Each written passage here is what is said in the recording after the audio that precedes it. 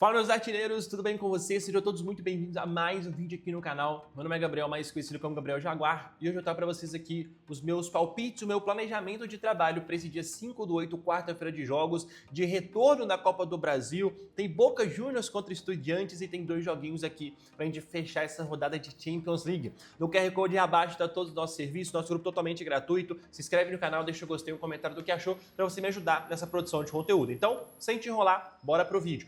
Aqui, cara, rapidaço a gente vai passar por esses dois jogos aqui de Champions League, beleza? A GF Aarhus da Dinamarca, aqui eu quero trabalhar de 1 a 4 gols do Aarhus, combinado? Pelo menos um golzinho e no máximo 4, eu quero trabalhar essa linha nesse jogo. E Fenerbahçe e Sturm Graz, aqui não tem como não pegar esse ambas equipes marcam. Quando eu vi que isso aqui tava quase odd 2, eu achei loucura, tá? Fenerbahçe não tem uma defesa confiável, o Sturm Graz vem de um baita jogo pelas eliminatórias, tá? Se a gente puxa aqui, olha, ele meteu 4-0 no Hertz e na casa do Hertz ele meteu 2-0, vem de 1-1 aqui na Liga, na Copa da Áustria ele meteu 3-0 no time aqui mais fraco, obviamente, vem aqui de alguns amistosos. O Fenerbahçe foi 1-1 aqui na Champions League e 1-0 na sua casa, então ele não tem uma defesa tão confiável. Amistoso contra o Lask Linz, que também é uma equipe da Áustria, uma equipe até inferior ao Sturm Graz, 2-1, ele tomou um golzinho. Tá? Então, assim, eu não confio desde o ano passado da Turquia, olha, 3-3 aqui contra Eyüpspor, 3-1 contra Başakşehir, perdeu aqui pro Konyaspor, perdeu pro Galatasaray, então não tem uma defesa confiável. Esse ambas equipes marcam 1.91, para mim tem muito valor, tá? Boca Juniors contra Estudiantes, cara, que jogaço, meu amigo. A gente pega aqui, olha, no Apertura, o Estudiantes ficou na primeira colocação com 31 e o Boca com 30 na segunda. Agora aqui no Clausura, em dois jogos, o Estudiantes venceu um, perdeu o outro, o Boca empatou um e perdeu o outro jogo, tá? O Boca Juniors, ele vai jogar pela Sul-Americana no dia 11/8, então tem tempo ainda, né? Ele joga contra o Deportivo Recoleta, então aqui ele pode focar na Liga. Ele empatou em 2-2 com o News Old Boys e ele perdeu para o Riestra por 3-0. O Estudiantes, ele venceu por 3-0 aqui o Defensa e Justiça e perdeu fora de casa para o Independente. No confronto direto, a gente vê aqui uma vitória do Estudiantes, 2 vitórias do Boca, 2 empates, tá? Na casa do Boca Juniors vem de uma vitória por 2-0, vem aqui de uma derrota pela Copa por 3-2. Cara, normalmente a gente vê jogos até abertos, né? Eu vou te indicar que o over 1,5. A Argentina sempre paga muito bem para gols e muitos jogos da Argentina ali realmente são mais travados, mas esse aqui eu acho que tem um potencial para ser um pouquinho mais aberto. Cruzeiro e Chapecoense, cara, que não tem como não pegar a vitória do Cruzeiro ou alguma coisa a favor do Cruzeiro. Por quê? O Cruzeiro fez um jogo melhor que a Chapecoense, né, fora de casa, porém faltou no detalhe ali achar esse gol. Foi um jogo bem ruim, na verdade. E a Chapecoense aqui, realmente, lanterna do Brasileirão, não vem numa fase tão boa. Então, assim, o Cruzeiro vai estar pressionado após uma sequência de resultados ali. Ó, o Cruzeiro, ele empatou com a Chapecoense fora de casa, tá? Ele perdeu para o Botafogo dentro de sua casa, ganhou de 1-0 do Curitiba e venceu o Internacional fora. Então, dentro de casa, o Cruzeiro precisa dessa vitória, tá? O Cruzeiro vem aqui de... só uma derrota fora, né, em casa aqui pro Botafogo.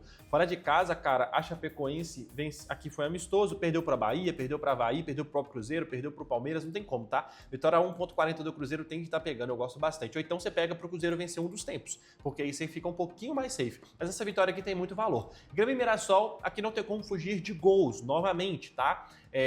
Vamos aqui, o histórico entre eles. O confronto direto entre eles aqui, desde quando o Mirassol, né, voltou pra Série A, tem os bis na tabela, tem Copa do Brasil no meio, olha, 3-2, 4-1 no Brasileirão do ano passado, 1-0, 2-1 e 1-1. Então sempre é um jogo bem aberto, tá? O Grêmio, cara, é uma defesa muito frágil. Olha que os últimos 10 jogos do Grêmio, a gente teve ambas equipes marcam em 9 deles. Só não teve ambas nesse jogo aqui do Bolívar, porque realmente o Grêmio que perdeu muito gol. O Grêmio foram mais de 30 finalizações e não achou esse golzinho. Senão era um joguinho de ambas equipes marcam também, tá? Então, olha, 2-2 aqui pela Sul-Americana, perdeu de 3-1 pro Corinthians, aqui teve amistosos, mas também todos com ambas equipes marcam, perdeu pro Mirassol de 2-1, empatou em 1-1 agora. Então, assim, cara, é jogo de over goals e jogo de ambas. O Mirassol também não fica longe, ó.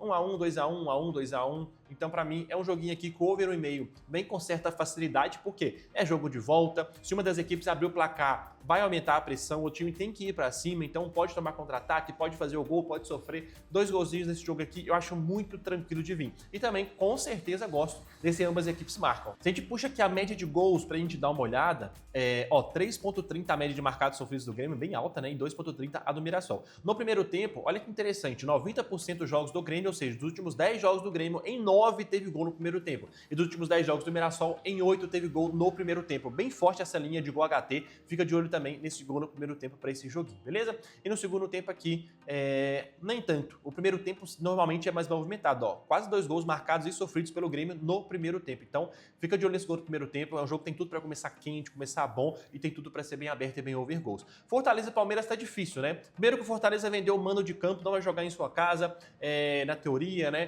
Perdeu de 3-0 o primeiro jogo, tá focado na Série B. Então, assim, cara, muito difícil de analisar esse jogo. Aqui, algo que eu puxaria talvez é só esse over no e-mail aqui, porque é um jogo que tem uma diferença de 3 gols. Então, o Fortaleza tem que sair para jogo. Mas é um jogo difícil, tá? Tá praticamente carimbado aqui a classificação do Palmeiras, se o Palmeiras não vencer esse jogo também. Fluminense e Vasco aqui também é um jogo mais difícil de analisar pré-live, porque o primeiro jogo foi 0-0, sem muitas chances criadas para os dois lados. Para ser sincero, o Fluminense jogou até um pouquinho melhor do que o Vasco, e agora também o jogo é novamente no Maracanã, porém com a torcida do Flu. A diferença é só essa, os dois jogos vão ser no Maracanã, só que agora tem a torcida do Fluminense como predominante, né? Mas ainda assim vai ser um jogo difícil. Na minha opinião, eu acho que o Fluminense tem capacidade sim de se classificar aqui e de achar um golzinho, tá?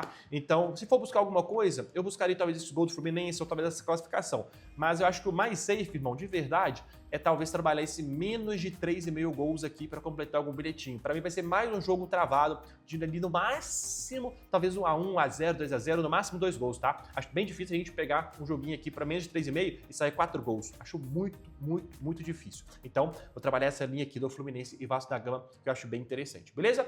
É isso, rapaziada. Tá aí, então, o QR Code do nosso grupo, beleza? E todos os palpites para hoje. A gente tem mais joguinhos ali que eu vou trabalhar ao vivo, então, entre aí a gente faz bastante alavancagem no grupo, beleza? Se inscreve no canal, deixa o gostei. Tamo junto, valeu, até a próxima.